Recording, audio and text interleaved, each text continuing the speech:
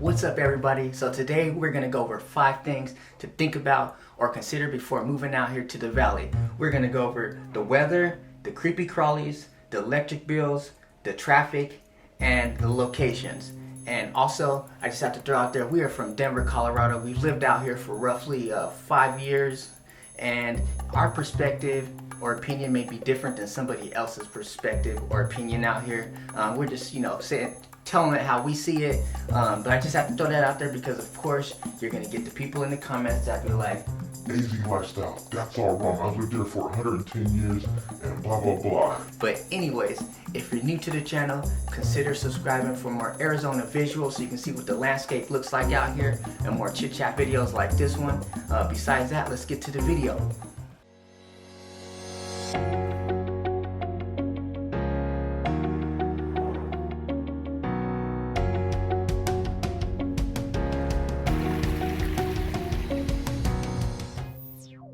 Alright, the first thing I want to go over is the weather. Now, some of you guys may think, you're moving out to the desert, that it's going to be hot all the time. And that's just not the case. In the wintertime out here, it can actually get pretty brisk in the mornings and in the evenings. In the daytime, it's not too bad on the colder days. But in the mornings, it can drop down to like 35 degrees. Or, in the evening, the temperatures drop down too.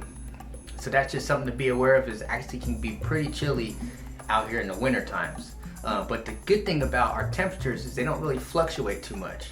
Now, an extreme example of that is in Denver, Colorado. A couple weeks ago, they had a high of 102 degrees, which is pretty hot. And then 2 days later, the temperature dropped all the way down to the 30s and it was snowing. And then 2 days after that, it was back up to like 80. So we don't get those types of like huge weather swings out here in the valley. You may get like a 10-degree weather swing out here, but let's just say it's 105 one day and then it's 95 another day. That's like, to me, that almost feels like the same exact thing. So it's not really that big of a deal. Now, the summers I'm not really going to talk about too much because most of you guys already know it can get pretty hot out here, and some days it can be hot as you know what. Alright, so let's move on to number 2, which is creepy crawlers. Now, I wanted to address this because I've had people ask me in the comments if I see a lot of snakes, scorpions, and spiders, since we've lived out here in AZ.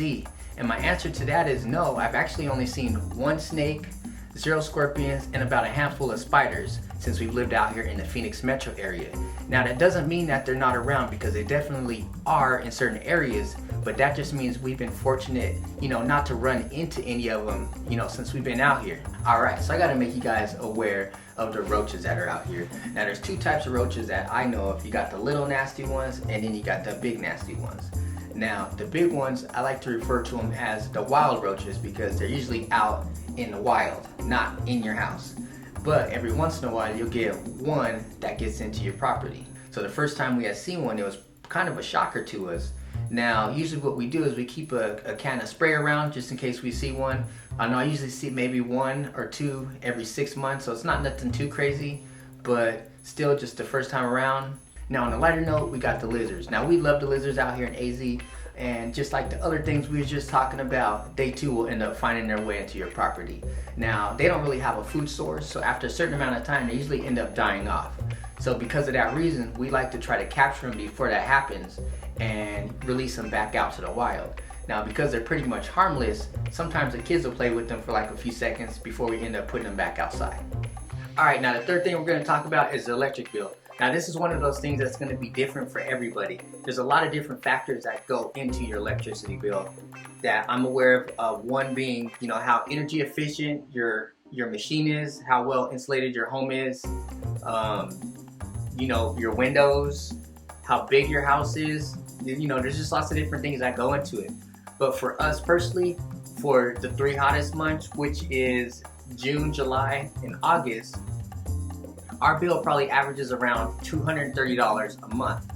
And then you get those months, before summertime and after summertime when the weather's just perfect outside, that you don't have to run your AC at all. And those are the months we like the most because obviously, your bill comes down and, it's just beautiful outside.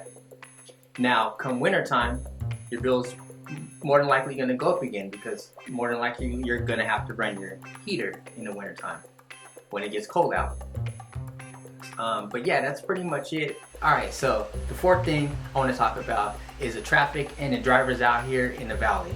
So when I think about the traffic out here, I like to compare Denver's traffic to Phoenix's traffic because those are the two places that we've lived full time. Now, when I compare the two, I think that, you know, Arizona's traffic is much better. So most people will say that, you know, the traffic out here is terrible, the drivers out here are terrible. But I think otherwise because I'm used to how people drive in Denver. And out here we don't get snow. In Denver they get snow, so you're getting more congestion when it snows. You're getting more accidents when it snows. And even when it doesn't snow out in Denver, it's just congested all the time because of how many people live there and how dense it is. Now out here in the valley, we're more spread out. So that I think helps the congestion out here. One thing that I have to say about the drivers though out here is they're definitely a lot more courteous than they are in Denver. So if you need to, you know, switch lanes or get over, there's probably a 50-50 chance out here in the valley somebody's just gonna let you over when you put your turn signal on. Now in Denver, when you're trying to get over, it's almost 100% chance that somebody's not gonna let you over in front of them. They're gonna want you to get behind them. Now, if every car wants you to get behind them, that means nobody's letting you in. And that's just my experience dealing with drivers out there in Denver. And when I come here, it just seems like people are just more friendly. Now, the speed of traffic to me is everything moves at a really good pace out here. It's not too slow and it's not too fast. We've lived in Tucson where I felt the drivers drove way too slow out there in Tucson. And then we've been to California to vacation, you know, San Diego to hit the beach, and I feel like they drive too fast out there. But when I come back to Arizona, I feel like the pace is just perfect. So I'm gonna be probably one of the few people to say I think the drivers and the traffic out here is good. All right, so the fifth thing we're gonna talk about is location. So you may ask yourself, where do I want to move to when I move out to Arizona? Now that question is one of those questions that's going to get you a different answer depending on who you ask. You may ask one person, they'll say they prefer the West Valley more. You ask another person, they'll say they prefer the East Valley more. So, but in general, most of the valley is going to offer a lot of the same things. You may find that some things in the East Valley are a little bit more accessible and closer to you. So if you're in this case, I'm talking about like hiking and lakes and, you know, like outdoor malls and things like that, is you may find that things are a little more accessible on the east side of town, you know, to get to the location a little faster. Us personally, we like the East Valley because of Tempe Town Lake, because of downtown Scottsdale, downtown Tempe, downtown Gilbert, downtown Chandler, and just areas to hike. Like you have Camelback Mountain and you have Hayden Butte, which is in Tempe, and you also have the Phoenix Zoo, which is still on the east side of town. Now that is the reason why we like the East Valley, because it just puts us, you know, closer to those things that we like to do. So depending on who you ask, like I said, things are, you know, you're gonna get a different answer. There are still in the West Valley, you still have Westgate, you have the Cardinals Stadium, you have some casinos and everything all like bunched up over there in Glendale. And then you still have like outdoor malls and stuff like that all over, and regular malls.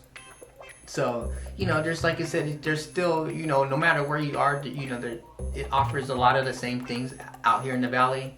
I know if you want to be in an area that's a little more quieter, you can move to like the outskirts, you know, further out. The further you are in the town, or the closer you are in the town, you know, the more action you're gonna get. The further out, the more quieter it is, and more laid back. So, you know, that's just it's just all kind of like personal preference.